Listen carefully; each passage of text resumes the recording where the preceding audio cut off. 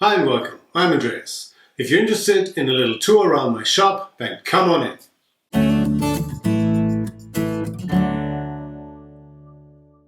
So my last project video is a couple of months back, and some of you have written in to ask if I'm alright. Yes, I am. Thanks very much for asking. I really appreciate that kind of interest in my work and in my person.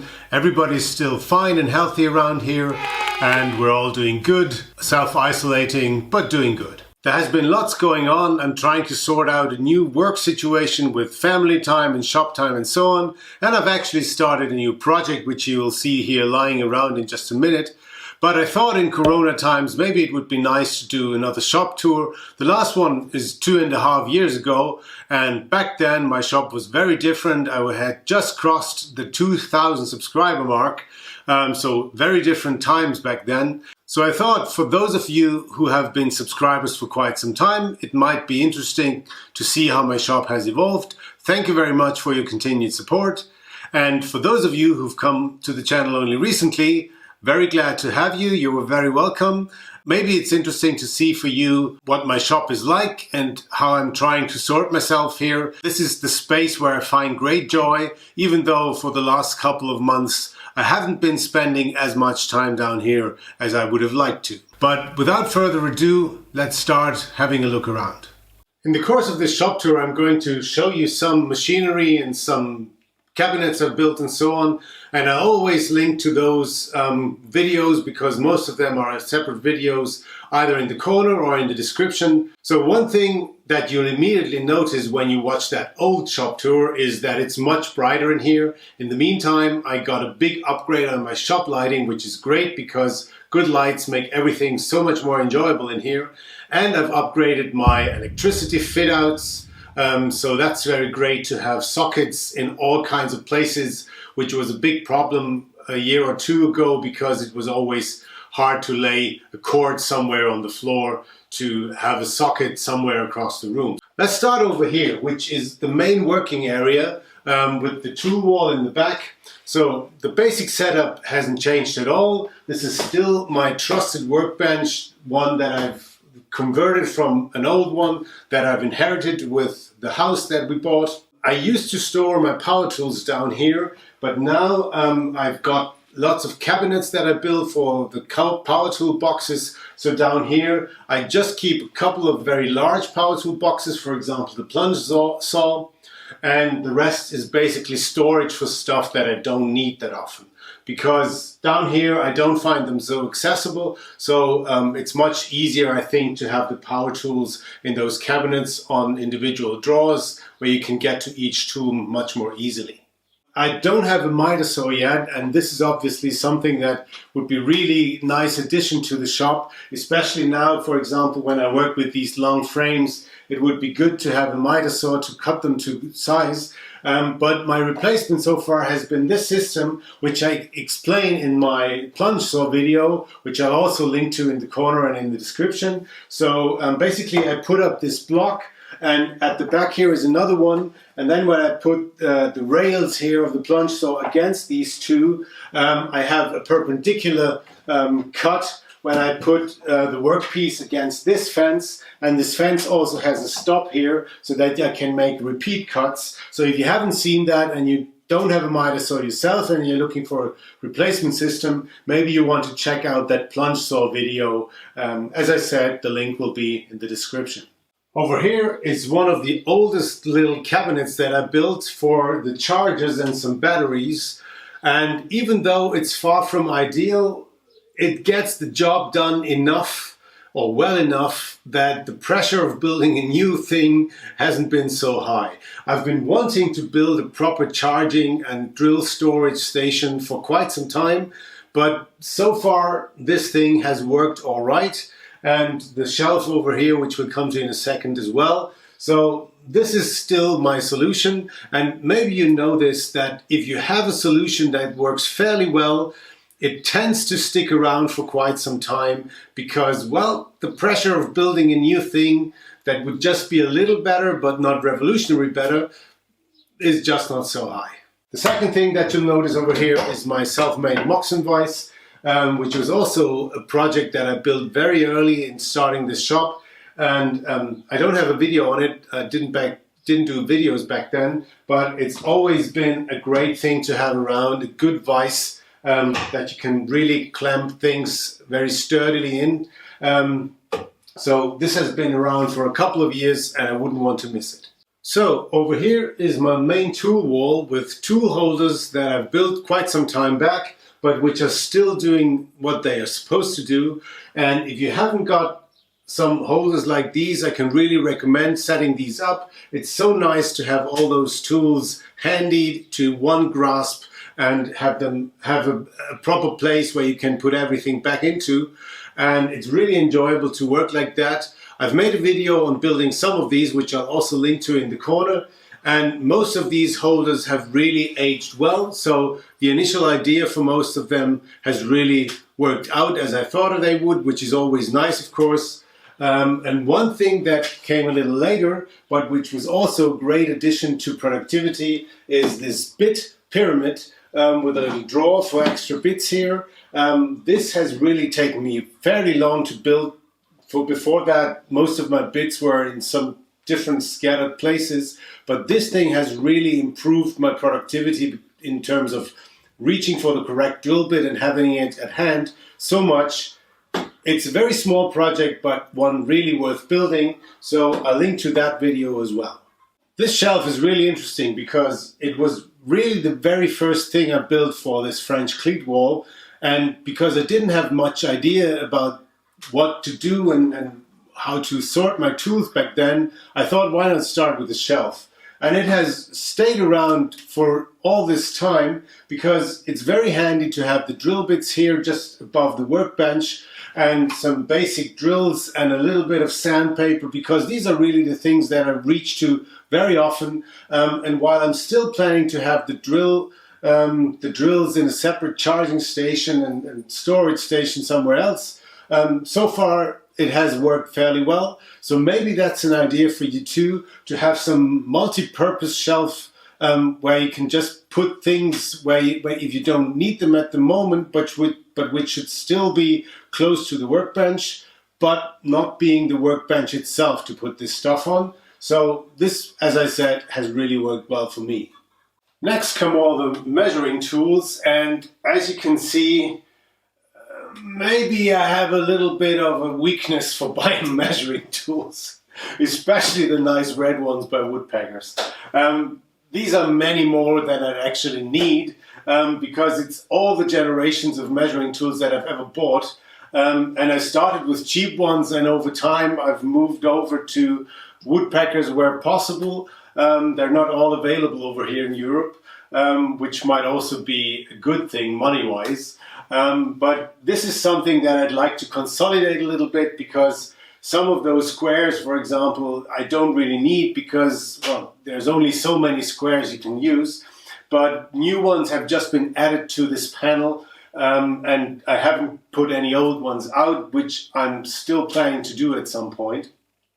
But speaking of these panels, as you noticed, I have a French-cleat wall here, which I'm really, really happy with, because it allows me to move things around as my working habits evolve and as my productivity ideas change.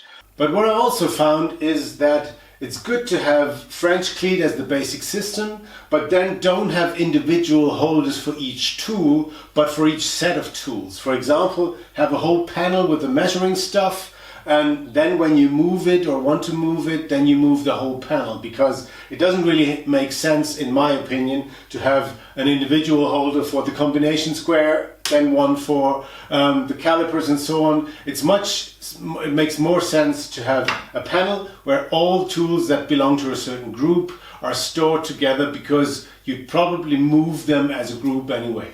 What you'll also see here is that I have two power tools out in the open. Normally I store my power tools in their L boxes in the cabinets, but these two I use fairly often, and I found them to be much easier to get to when they're here on their holders. This is the trim router by Bosch, which I also made a video about. It's in the corner and in the description. And this is a battery powered sander, which is also in use very often, and Both of them get used, for example, when you quickly want to round over an edge, or if you want to just give a little sanding to some small piece that you're working on. And I found it very handy to have them just here with the batteries inserted so that you can just grab it, use it and put it back. As I said, normally I store away power tools in boxes so that they don't get dusted up and so on. But these two I find are much better stored out here, and they're small enough so that they don't take up that much space. So this is one of the cabinets that I built to store the power tools, which I keep in their L boxes. And I find this very handy to have these full pull-out drawer slides, and then you can just open the L box, get to the tool, and when you're finished with it, you just push everything back in. And I also have two L boxes with different screws here, which are also very handy to have right next to the workbench. So this is a system that I found very useful. Obviously they get a bit dusty because they're open, but on the other hand I find it very useful to see the fronts of the boxes because they have these images on them, what kind of tool is in there. And I thought that is actually a good system, and it has worked well for me. The only downside is that as I work on this corner a lot, actually quite some dust ends up in these two shelves because they're so close. But then with a shop vac, it's easy work to get it out again. So I'm fairly content with this system of having L boxes in drawers. You should be able to draw out these drawers far enough that the lids of the L boxes open in such a way that they actually stay open. So you need drawer slides with full pull-out. Here in the corner is just some all-purpose cabinet, which is basically a mess, and I am hoping to replace it in the near future with a new workbench with lots of drawers that I'm building. And the most important aspect of it is that it stores most of the stickers that I've got from many of you and from other woodworkers around the world. So I have to think about what to do with the side and the door. Once I replace the cabinet, I'll have to find a place where I basically just put the side and the door with all the stickers so that my sticker wall remains intact. If we've exchanged stickers, I send out a very heartfelt greeting to you. I hope you're still fine out there and still enjoying your woodworking. I surely appreciate very much the reminders of all the connections out into the world that these stickers are. I made another one of these cabinets for my drill stand. It's sort of a replacement for a drill press. I made a whole video about this, so if you're interested in that, also look in the corner or in the description. And I put my drill press table basically that I made here on this cabinet. The cabinet stores power tools and some sorting boxes down here. And what I really like about all these cabinets that I made is I put them on wheels, and even though they don't move a lot, they don't move around a lot, there are projects from now and then which have large parts or where you just need another surface to put something long on. And as all these cabinets, apart from this one because I made a mistake calculating the height, but all the other ones have the same height as the workbench and as the table saw, I can just pull in some of these cabinets and then basically extend my working surface. So that's one thing to keep in mind if you're thinking about building something like this yourself. Try to make all or most of the cabinets and workbenches and so on the same height so that you can put long work pieces on even surfaces. So over on this wall there are more of those tool panels. This is for the crack tools, this is for another set of measuring tools, and here behind me for the hand saws. And this thing here has a very interesting history. I actually built it back in, I think, 1997 or 98 for a student room that I once lived in, and it was so small that there wasn't any room for a proper shelf. And so I built this, which was a lot higher back then, to be put over my desk so I could have the wall behind my desk used. and since this was a rented room, I couldn't drill any holes into the walls, so I made this very high shelf, and it held some books and some CDs and so on. And since then it has moved in here, and if you watch the old shop tour, you can still see it at its full height. And then when I rearranged the shop, I cut off the legs and made it sort of a sideboard to hold my two sanders here and some basic stuff. But it's not ideal, of course, because it's only 30 centimeters steep, and the platform here of the disc sander sticks out, which I constantly run into. So this is actually where the new workbench is supposed to go. And here in front of me you can already see the frames for this workbench. And this is supposed to replace this sideboard, and it's going to be about 2.5 meters long and will have lots of drawers. So many of the things that are now stored out in the open on some shelves and in this cabinet hopefully will end up in this workbench, and I will have some wall space made available to some rearrangements that I'm planning. But I still think it's interesting how some pieces travel through your life, basically. So this was built over 20 years back, and it has had very different functions since then. And now, after over 20 years, it's probably soon going to be replaced, and then probably going to be dismantled. Those two sanders I'm really happy with as well. This one I made a whole video about, this one I haven't.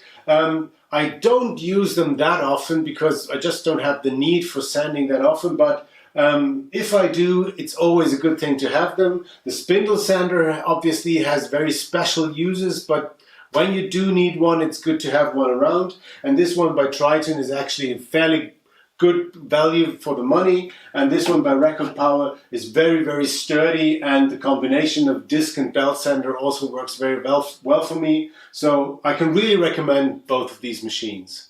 So now we're in the sort of more messy corner of my shop.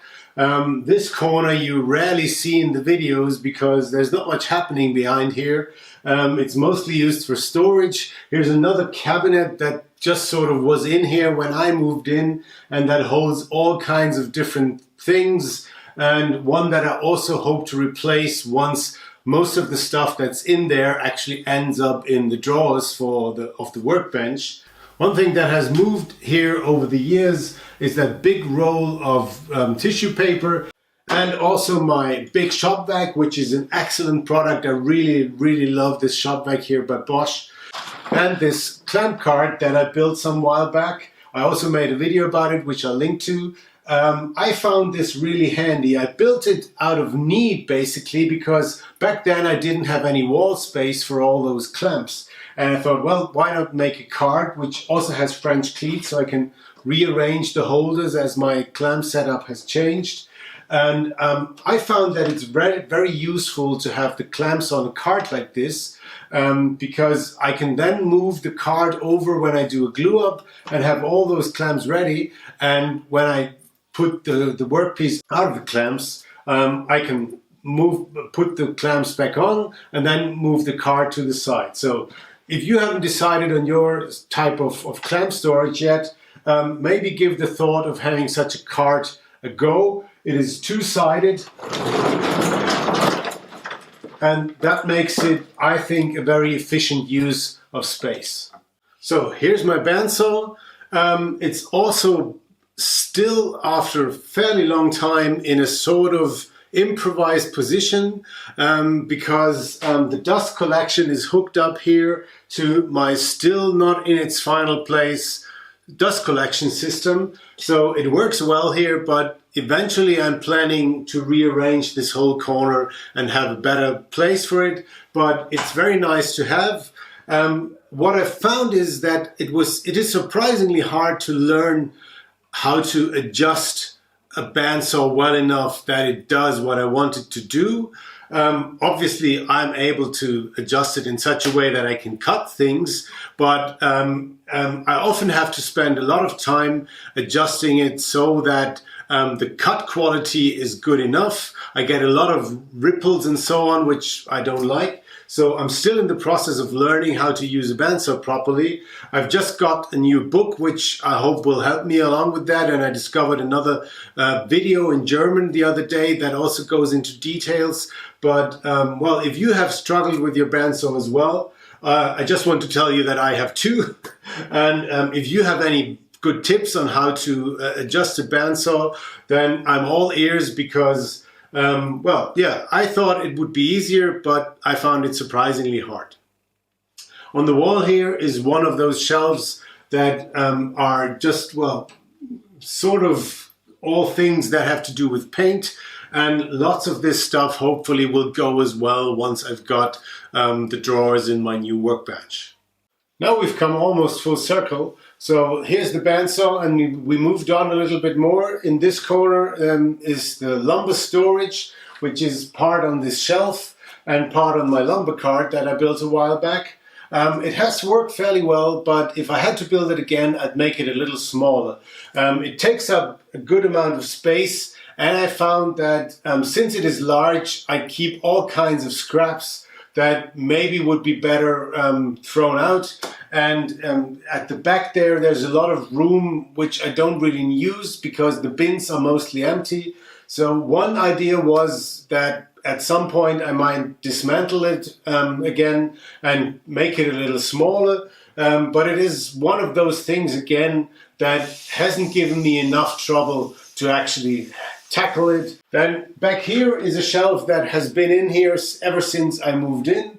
And I really want to replace this because obviously as a lumber storage shelf, it's not ideal to have these uprights here because you cannot access it from the front. You always have to move longer pieces in here from the side or from the door. But again, this might be able to be replaced once I can put stuff that's still in these boxes in the drawers of the new workbench, and then that would be something that I'd like to tackle in the next phase of my shop rearrangement. So far it has worked fairly well, but you can still see this too is kind of a messy corner.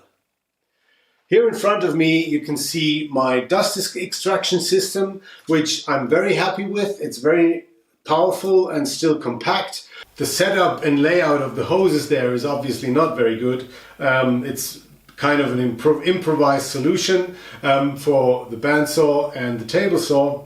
My idea is that once I've got the workbench with those drawers, I can clear out some of this stuff. Then I have access to these walls. Then I might put more OSB panels up on these walls to give the whole shop a unified look.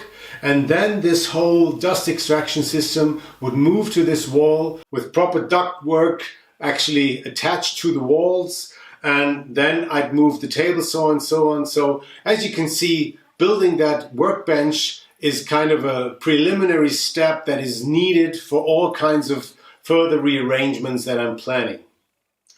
But with my past experience and the current amount of shop time that I have per week, it's probably going to take some months, if not a year or two, to actually get to these more advanced steps of my rearrangement. So now that we've come all the way around on the walls, the last thing here is this table, which used to be the drill press table, and as it was free after building the drill press cabinet, I put out my sharpening stuff here. It's actually usually in this drawer here, because as many of you probably, I don't sharpen often enough, and one of the reasons I don't do that often enough is that the sharpening gear was stored away in a place that is hard to get to. And since I've got the sharpening gear more accessible, I actually find myself sharpening my chisels and my plane blades more often. And as you can see, that's what I've just done in the last couple of days. So this still is lying around here from my last sharpening. Now that we've looked at the walls, let's look at the two main machines that are at the center here. One thing you'll notice is that I'm mid-project, so these are the frames for the workbench that I'm building. And here you can see that aspect that I mentioned earlier, that it's good to have a cabinet there, which is the same height as the table saw, so you can actually store these longer pieces here on an even surface. So obviously the table saw is somewhat in the center of my workshop. It's still that GTS 10 XC that I bought quite some years back, and while I'm not completely happy with it, I'm happy enough with it that I haven't thought about replacing it. In the meantime, I've added an extension here as a router table, which I also made a video about. So if you're thinking about making a router table on your table saw or on the GTS 10 XC especially, you might want to check that out. People seem to like it very much. I get a lot of positive feedback for this video. And the place for this table saw is still somewhat improvised. It's obviously in the middle of the shop somewhere, but the dust extraction situation is not ideal with the hoses lying on the ground. And that also would tie in with the rearrangement plans that I mentioned earlier. So the main idea is to move it over a little more, have an outfeed table behind it, and then have the duct work and the dust extraction hoses go up on the ceiling and then over on the wall where the dust extractor would have a permanent place. Last in the middle is here my jointer planer, and we're going to have a look at this from a different perspective. So this is a jointer planer combination that I got secondhand, and that is in a good position here, but I haven't been able to set up the dust extraction permanently. So when I use it, I have to take that big dust extraction hose there that you saw earlier in the corner and lay it on the floor, which is not ideal. Again, once the dust extraction system is going to be put in place, I think this planer combination will get a permanent dust extraction. I have some trouble with this machine actually. I found out the hard way that the fence is a little bit warped, which I don't know what to do about because it's too old and you don't get any replacement parts for it. And the dust extraction is not very good. So even with the hose in place, a lot of chips actually end up not in the dust extractor, but somewhere in the machine. So I'm not sure what to do with this in the long term, but for the moment, I'm stuck with it.